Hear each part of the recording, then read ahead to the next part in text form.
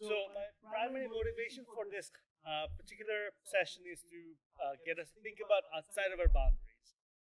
And as someone who works in a living collections institution, although it's not a wonderful, botanical garden or arboretum, it's a zoo. So there are certain similarities to museums or cultural institutions that we can speak of. And one thing I've noticed in my brief time in this field is that we're really comfortable talking about big things within our boundaries. And here I've got colleagues in the region who, alongside myself, are thinking about how do we really extend our impact outside of our boundaries, places that cause us slight discomfort. So hopefully, for many reasons, it's okay to be uncomfortable in this conversation. But together, I want to just set up a couple of conversation points. So I've already talked about how I'm trying to get us to be or think about being comfortable outside of our physical spaces or topics of comfort. I want to offer maybe a couple different examples from the conservation work that we do at the Pittsburgh Zoo Aquarium that takes place outside of our boundaries, one local context and one international context. And then I have hopefully motivated you enough to not listen to me anymore, but actually share your own ideas. And so we have some prompts for that, for which we'll be moving around and coming closer together. And like I said, I love participatory education where I'm not necessarily trying to give you something, we're interacting, it's exchanging. So please feel free to interrupt, speak up anytime. So I know this from our, in the zoo field for sure, they looked up sort of the seminal or the state of research, collection, and impact in living collections institutions other than zoos. So Tasley reviews are very, you don't have to worry about too much. I'm just sort of, straw man argument. But all of the century or longer summary of botanical garden collections, arboretums, etc., really talking about how we can be impactful in the climate change action space. But if you look through the papers, oftentimes they're really focusing on herbaria collections, assurance populations, etc. Now, we know that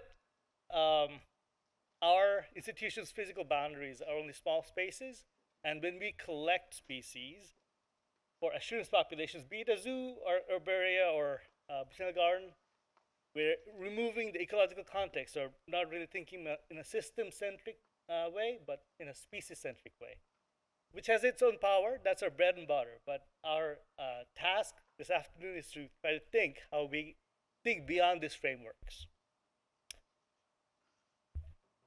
So how do we really go from living collections to living landscapes? How do we see not fixed landscapes, but living, where our work actually manifests to keep biodiversity in conjunction with climate action on the landscape?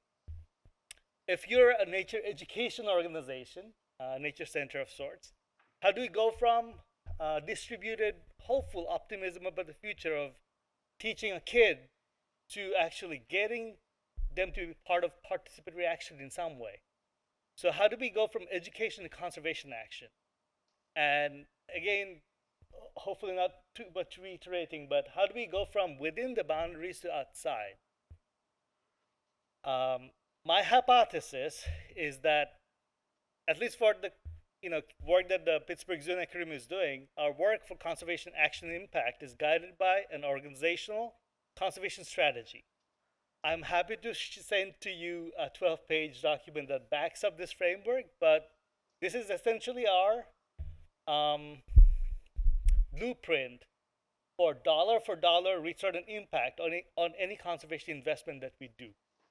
And in our case, I'll give you two examples, but these are some of the seminal problems in conservation space that challenges or threatens biodiversity, which is how this conservation strategy is sort of crafted.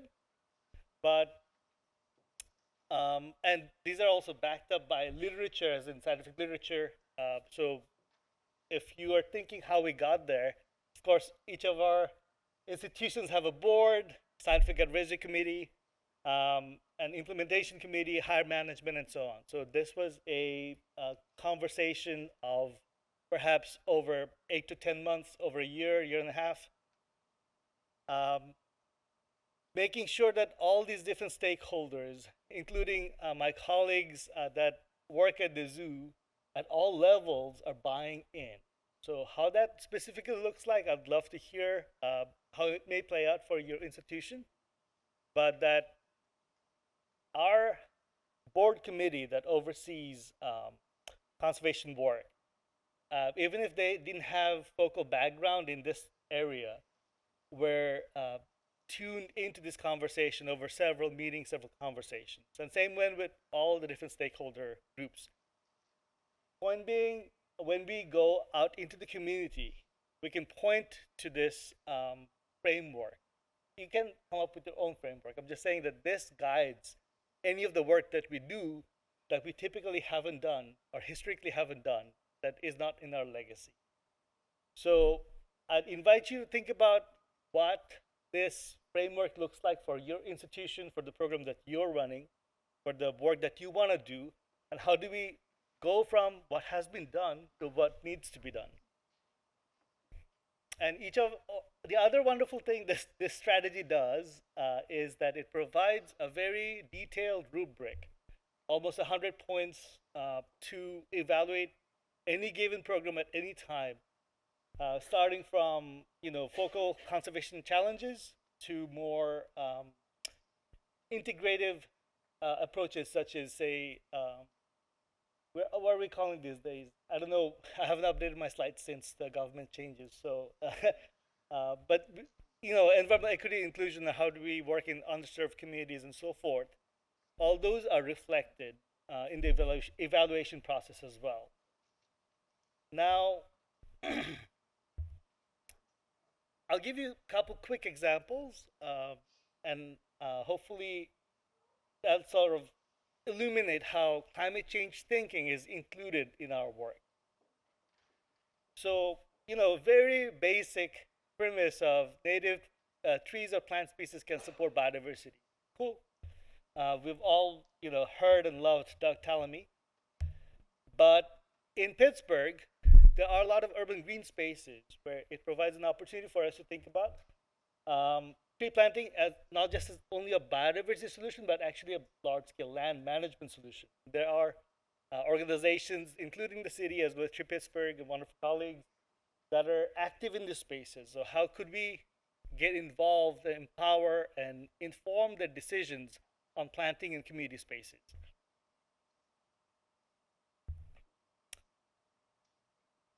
I'll give you another example, but tree planting, of course, is another wonderful way of revitalizing community spaces.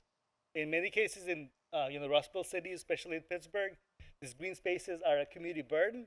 So if you have a longer term management solution such as trees, then they provide a much cheaper alternative in the longer run rather than regular mowing. So it really elevates the community's ability to focus on other things.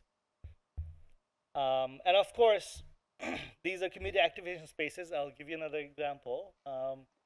But in parts of Pittsburgh where we have been active alongside our partners, the spaces are also where a community comes together, talks about their environmental challenges within the neighborhood context. And not just trees, but in terms of thinking about spatial sort of scale different than just one tree's canopy. This is a, can't quite see it, I'm happy to email this out, but this is a 6 skinny Pittsburgh lot, which is different than other cities. Space that is in the Hill District, which is a historically a divested community or disinvested rather, community in Pittsburgh. And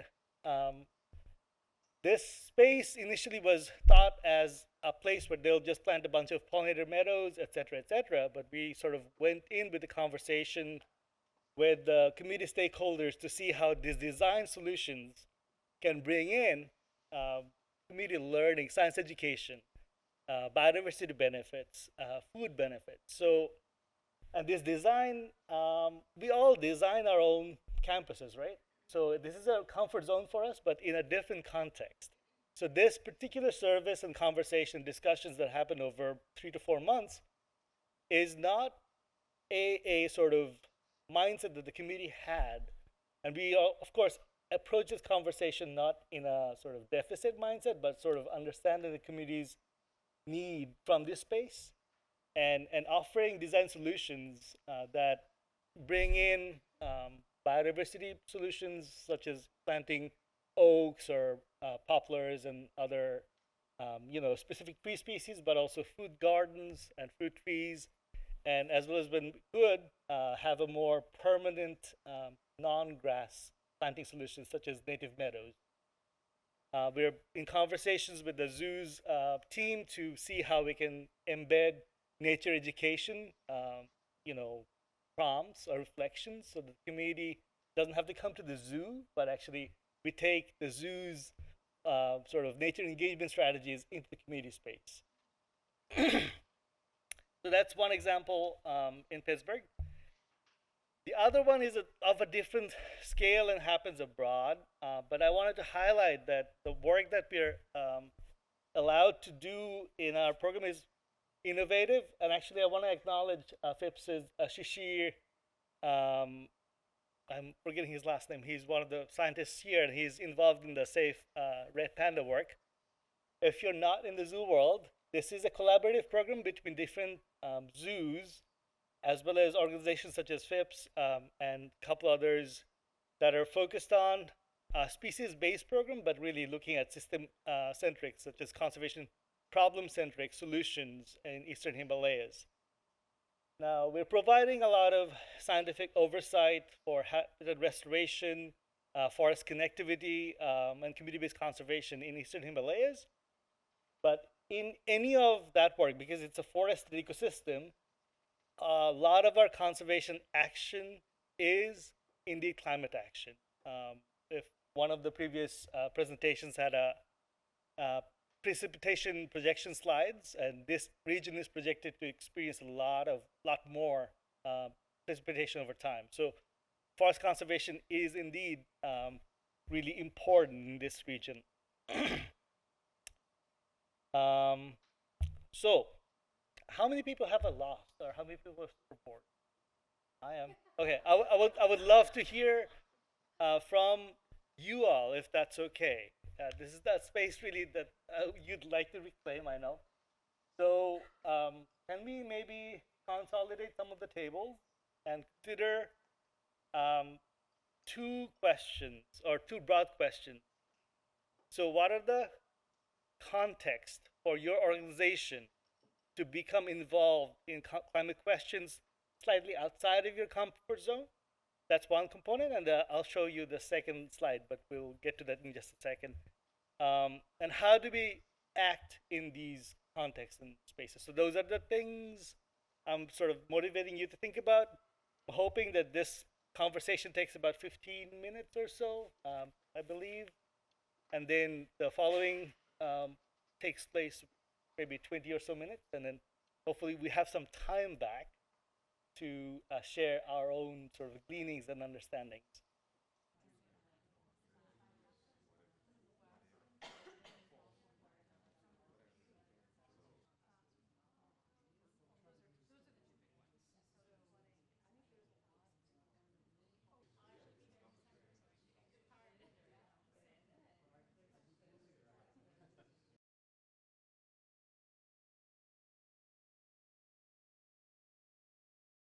I overheard or participated in some conversations, and seems like folks are really doing wonderful work in their regions. And I think two of the things that I'd be curious to hear about are internal and external opportunities and any successful models or programs. So perhaps we can start with that. Just maybe contribution from any of the tables. I can call people, but I think we can have some volunteers. Um, if anybody want to share what the conversation was at the table, that would be super. Please. And by the way, this positionality, it makes me really uncomfortable. So this conversation is really you talking to each other. So please engage. I think there are a few things that came out of our conversation. I think one of the biggest, right, was partnering, collaboration, and like really leveraging, you know, the folks that you know, whether it's other cultural institutions or, you know, anyone just in your neighborhood. So there were also lots of just resources on, you know, that approach, knowing that we're all busy and it's hard to just sometimes get outside and go, you know, talk to another organization. Just also giving ourselves some grace that we're all trying to do our best. But I think, you know, everyone is, you know, whether it's it's a drought or it's flooding, you know, everyone is also dealing with just less resources, whether that's funding, staff, time to think about, you know, trying to be proactive and thinking about being resilient. And so we just kind of kept coming back to cultural organizations as, you know, civil actors and, you know, what can we do as an organization to support, you know, our institution, our staff, our visitors, as well as, you know, our community, whether that's, you know, being a place of convening, being a place of community-driven data collection, you know, and just always working together with as many other folks as we can. Thank you. Any other interested friend, colleague, volunteer? Right there, please, sir. So we identified several challenges in our areas that were common. One is related to, you know, the changing climate, of course, storm intensity, flooding, and the contrast to that drought. Urban heat island effects is affecting many, and environmental justice and building resilience throughout those communities impacted. Our collective action plan is to ask people to take action. I think the data we were talking about shows that most people haven't taken action because they haven't been asked to take action and are willing to do so. And we think that we need to demonstrate life can be better on the other side, that it makes more sense for a healthier and economically more viable life if we work towards climate mitigation and improvement. And finally, of course, engage young people, because this is their future.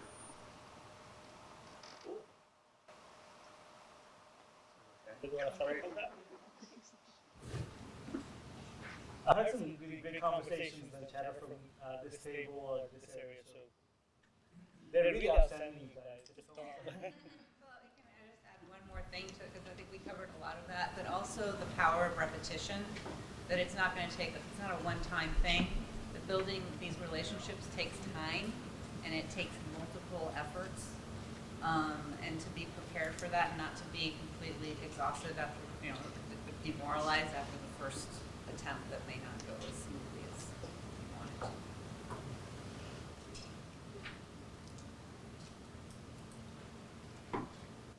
I'll add something. We talked about many different things, but one interesting part was we were talking about sort of practices or aesthetics in whether it's in gardening or in exhibition design, or even just like concepts like authenticity or preservation. That's how these concepts can be the aesthetics and the sort of demand for everything to be shiny and new and look a certain way, as well as these sort of haunting concepts like authentic ecosystem, the way these can be, they can keep us from, they can act as barriers. And so we were talking about, I think, around, we got kind of excited around teaching new aesthetics and the opportunities to kind of, to lead in that way through really sharing new aesthetics and not just doing it for your one sustainability show, but doing it consistently and kind of networks of exchange. Example from in LA where museums are coming together to talk about like sharing vitrines and other kinds of resources and being more kind of thrifty in that way. Cool, thank you. Any business sharing from that table at the corner? I mean, we spoke a lot of what everybody else was thinking about, but one thing we were talking about, climate challenges, thinking about more frequent storms, higher temperatures. Was brought up about some safety planning that was normally done for snow, but now we have to talk about how for being proactive, we can do that planning in a more considerate way, that we're using less waste, we're using less energy, instead of being reactive to, we know these hot days are coming, these 500 storms are now, 500-year storms are now every other week. So pre-planning and just sort of admitting that this might be the future that we're in, and figuring out how to live in it.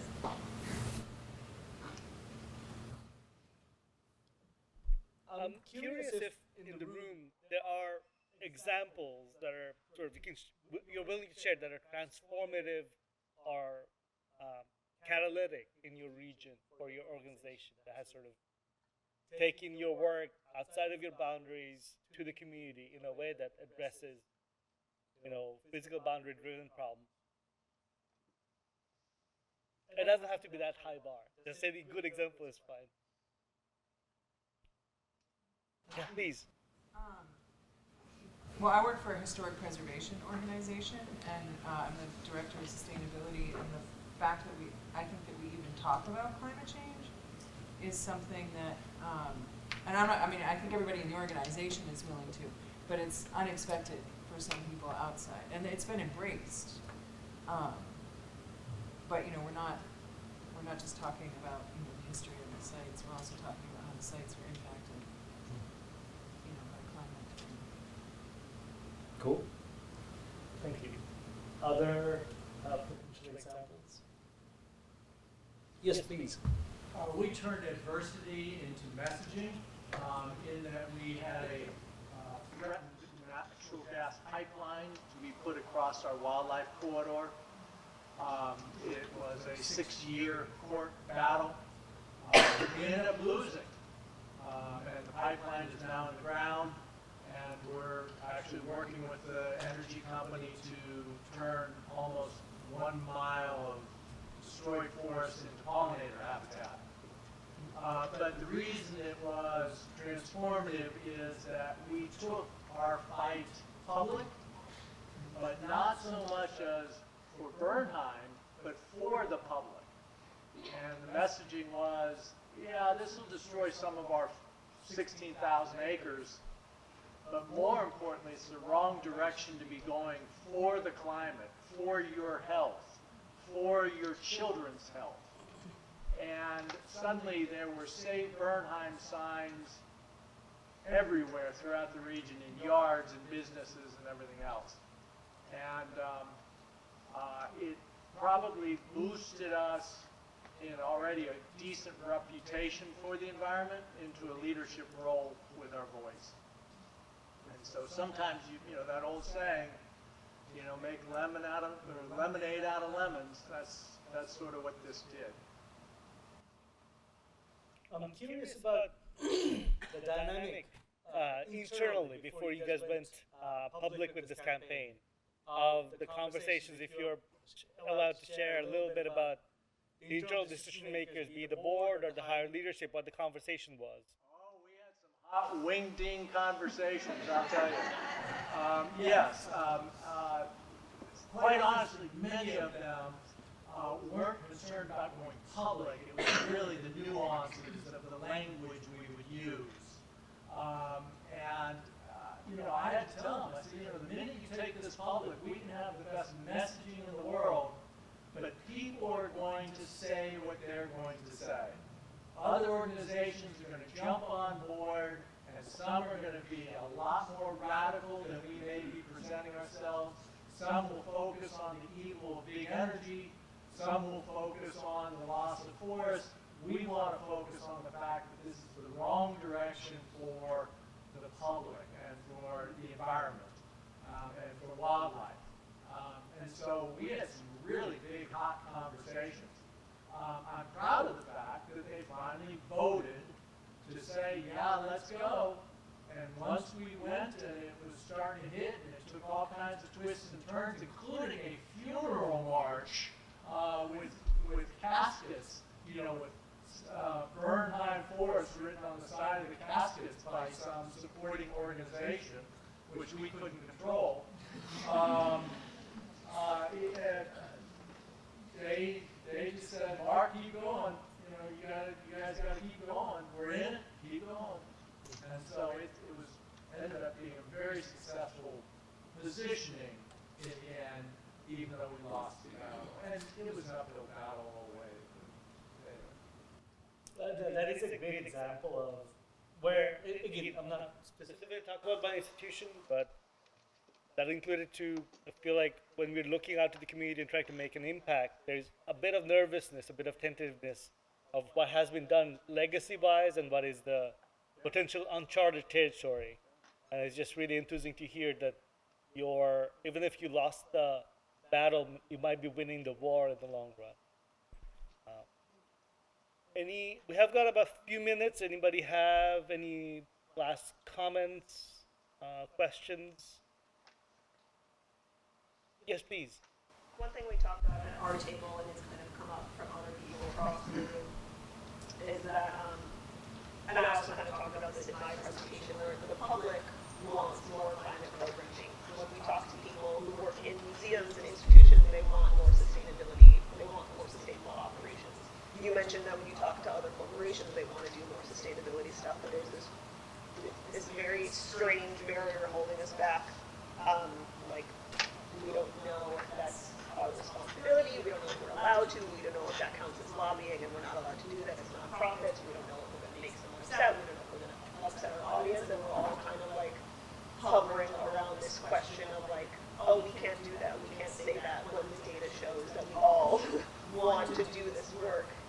It's kind of just like stepping into those situations, like speaking of crossing those boundaries and like kind of following through on the values that our institutions are founded on, but now we have to actually act on them. And maybe ruffle a few feathers, but you know, that's where it comes. And personally speaking, I was trained not in the not-for-profit world, so I lacked a lot of diplomacy. I would probably ruffle a lot of feathers, but that's one thing I'm learning, that the real world is a lot more complex than how I was trained, so I'm appreciating that more, just on a personal note. As a closing note, I'd just like you to, as fellow colleagues in this field, just like you to think about the impact we make within our boundaries. Very important, has kept us alive, but biodiversity, climate, nature, whatever you call out there. So don't let the boundaries limit your imagination and your action. So however you can push that boundary, I'll send you a cup of coffee, a pound of coffee. Coffee's price went up, by the way. So it's a generous offer.